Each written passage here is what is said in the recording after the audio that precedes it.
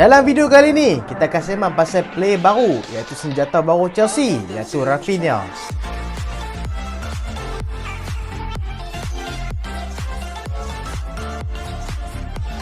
Assalamualaikum dan selamat datang ke Pala Bola Studio. So, hari ni kita nak sembang pasal seorang player yang baru didatangkan Chelsea. Bukan didatangkan lagi lah, tak confirm lagi.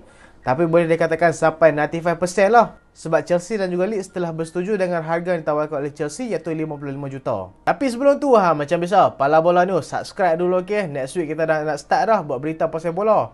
Kalau apa tak mau ketinggalan berita pasal transfer rumours, pasal transfer player, pasal apa-apa berita terbaru dalam bola sepak apa jangan lupa subscribe Pala Bola News, okay? Raphinha ni bagus sangat kau, sampai banyak kelab nakkan dia kan. Dan dalam video lepas aku ada cakap Raphinha ni adalah player yang terlalu bagus untuk Leeds United. Dan akhirnya dia akan berpindah juga ke Chelsea. Waktu video ni dibuat, Raphinha ni masih lagi tak confirm untuk sign dengan Chelsea, tapi boleh kata 95% lah. Dan sebelum Raphinha ni sign dengan Chelsea ni kan, boleh katakan Arsenal dah confident lah nak dapatkan dia. Fan-fan Arsenal pun kira dah buat video compilation dah. Dah edit dah muka dia dengan baju Arsenal. Tapi sayang amat, kena catas lah minit. Kira tengok Arsenal dah bayangkan dah gerakan Raphinha, Gabriel Jesus dengan Bukayo Saka next season kan. Tapi lalah kali dia pindah ke Chelsea juga. Tapi kenapa Chelsea ni nak dapatkan Raphinha? Sebelum tu kalau kita tengok sejarah Raphinha ni, dia bermain di kelab-kelab kecil sebelum ni, iaitu Sporting Lisbon. Dekat Portugal kelab ni besar lah, tapi dalam Europe kelab ni boleh kata kecil je lah. Lepas tu dia pindah dekat Rennes dekat Liga Perancis sebelum pindah ke Leeds United. Bila dia pindah ke Leeds United, boleh dikatakan dia ni ambil langkah kecil lah. Dia ni tak ada lah pindah terus ke kelab besar. Sebab waktu dia dekat Rennes pun boleh dikatakan dia ni adalah seorang pemain sangat hebat lah dekat situ. Dan aku rasa pemilihan dia untuk pindah ke Leeds United adalah berisiko lah. Sebab kalau hang seorang player nak meningkat naik, aku rasa hang tak sesuai untuk pindah ke kelab kecil dekat EPL. Sebab kelab kecil dekat EPL ni bukan macam kelab kecil dekat luar negara. Kelab kecil dekat EPL ni memang banyak pressure. Kita dah tengok dah banyak player-player muda yang gagal. Player-player muda yang berpotensi besar, dia pun pindah ke kelab kecil dekat EPL, lalu kali dia pun gagal. Contoh macam Ryan Brewster, player daripada Liverpool, gagal dekat Sheffield United. Max Meyer, player yang berpindah ke Crystal Palace, lah ni habuk pun tak ada. Felix Anderson daripada Lazio, dia katakan future star dekat Brazil, tapi lalah kali fail juga dekat West Ham. So bagi aku lah, kalau hang seorang player star nak meningkat naik, hang pindah ke kelab kecil dekat EPL, hang ni boleh dikatakan menempah maut lah. Sebab kalau mental hang tak kuat, hang main dekat kelab-kelab kecil dekat EPL, hang ni akan terikut dengan mentality depa dan hang akan susah nak step up dalam karier hang. Tapi Raphinha ni bukanlah jenis player yang cikai-cikai. Dia ni bermentaliti tinggi. Lebih kurang macam ada Richarlison dekat Everton lah. Walaupun tim tengah tak perform, tapi dia bermain dengan sangat baik. Dalam musim ni saja, walaupun Leeds United bersaing untuk mengelakkan penyingkiran, mereka ni susah nak skor banyak gol. Asyik kalah dan seri sahaja. Tapi Raphinha ni telah berjaya skor 11 gol dalam EPL. Bila hang dapat 2 digit gol dengan tim yang susah nak skor gol, hang ni memang special lah. Dan kalau hang nak tahu, Raphinha ni dia bermain sebagai right wing dan juga right midfielder. Dan speciality dia banyak lah. Sebab player Brazil ni kebanyakannya memang suka dribble. Dan kehebatan dia adalah dribbling, dia punya assist dan positioning dia ada speed. Dan boleh dikatakan pemain lebih kurang macam dia, kalau hampa tengok Anthony kat Ajax tu, lebih kurang dengan dia lah. Pemain-pemain menggunakan skill dan speed, itulah pemain-pemain Brazil. Dan itulah tipikal permainan Raphinha dekat Leeds United. Dan Raphinha ni juga, dia ni rajin membantu pertahanan. Dia ni bukan jenis naik kat atas je, dia jenis turun kat atas bukan. Dia ni jenis rajin turun ke bawah, tolong defender. Dan memang terbukti lah dalam setiap permainan dia, dia ni memang sangat rajin untuk turun. Lagi-lagi sebelum dia main dengan jurulatih Leeds yang sudah dipecat tu, nama dia apa tau aku lupa. Dan Raphinha ni memang rajin menolong barisan pertahanan Leeds United.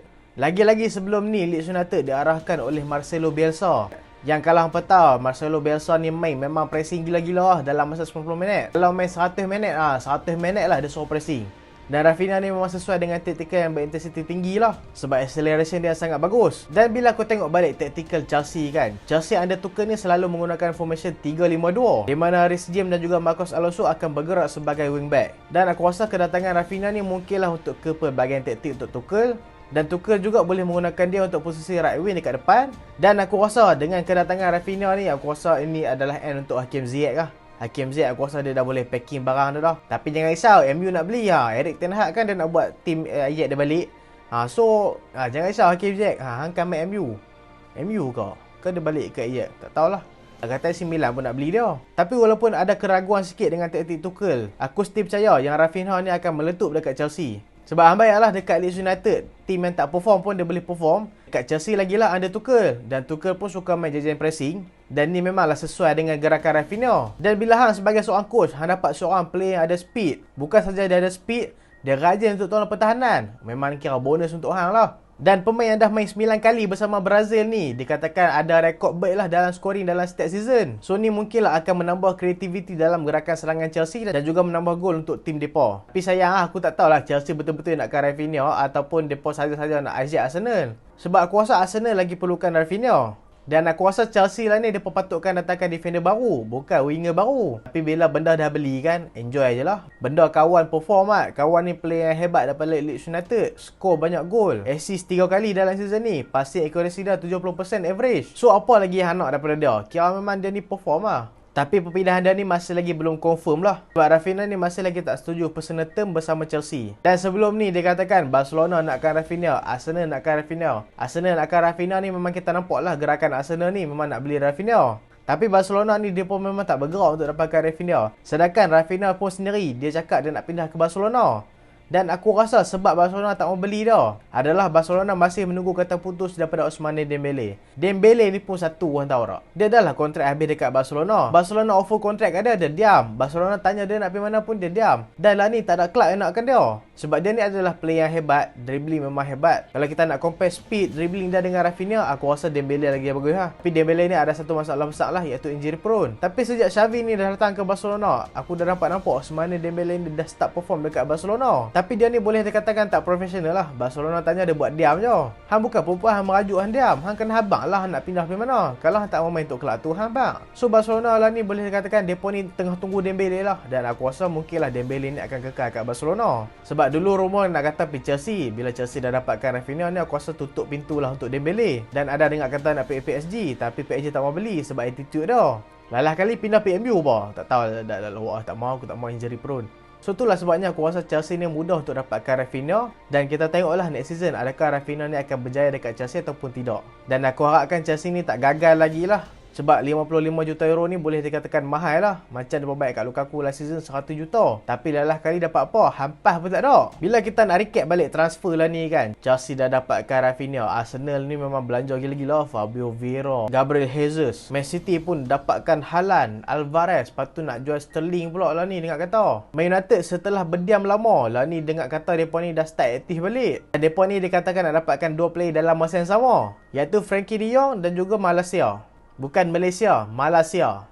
Malaysia ni adalah antara prospek left back yang terbaik lah dekat Belanda. Dan aku rasa dengan harga 15 juta euro ni, kira MU kena sapu lah. Dan yang menariknya, ejen Malaysia ni adalah ejen Frankie de Jong. Aku rasa mungkinlah akan memudahkan transfer mereka dua ni. Dan time video ni dibuat, Barcelona dikatakan telah bersetuju dengan tawaran Manchester United. So kita tengoklah next few days kan, adakah Manchester United akan dapatkan signing pertama mereka antara Malaysia ataupun Frankie de Jong. Dan aku harapkan dapatkan dua-dua ni lah. Macam Newcastle lah ni, mereka dah diam-diam dah. Mereka dah start dapatkan 7 boatman, iaitu play daripada Lille. Dan pertahanan yang agak solid lah. Dan kalau hampa tanya pasal apa Newcastle ni tak berbelanja besar kan, aku rasa disebabkan peraturan financial fair play lah. Sebab lah ni bukan macam zaman dulu. Macam contoh waktu Shane masuk ambil Man City, waktu tu tak ada lagi peraturan fair play. Ada dah kau? Aku rasa tak ada lagi. So mereka bolehlah berbelanja suka hati. Lah ni peraturan fair play dekat Newcastle United adalah keluaran mereka kena sama dengan kemasukan mereka. Maksudnya kalau mereka ni untung tak banyak, mereka ni tak bolehlah belanja besar. So kuasa tugas utama Newcastle United adalah untuk memajukan dulu bisnes mereka sebelum mereka ni nak belanja besar. Tapi mendapatkan boatman dengan harga yang mahal tu, aku okey lah. Aku rasa okey lah Newcastle United. So kita tengoklah nanti macam mana. Rafinha dekat Chelsea memang excited gila lah transfer kali ni. Dan aku menjangkakan akan ada beberapa transfer yang mengejut akan berlaku dalam transfer kali ni. So kita enjoy je lah kali ni, okey? Dan terima kasih sebab tengok sampai habis. Jangan lupa like, jangan lupa share, jangan lupa subscribe. Aku Solehan. Assalamualaikum.